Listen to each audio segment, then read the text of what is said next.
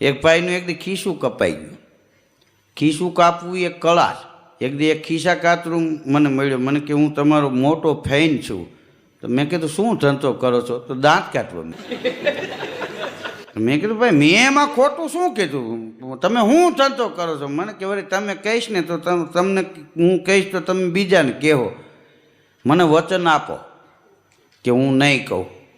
મેં કીધું બીજાને નહીં કહું પણ કંઈ ઘરનું ઓલું હશે તો વાત કેમ તો એકાદી જગ્યાએ ગયો તો વાંચો નહીં.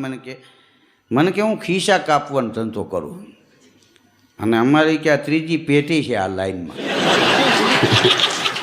આમાંય અલગ અલગ અમારે ટેકનોલોજી કેવી રીતે કાપવું એમ. તો મેં એને કીધું તમને કેમ ખબર પડી જાય કે આનું ખીસું કપાય ને આનું ન કપાય? તો મને કે એમને એમ ન કહું, 500 રૂપિયા આપો. તો મેં કીધું આ નવી ટેકનોલોજી આમ 500 લેવાના કાપ્યા વિના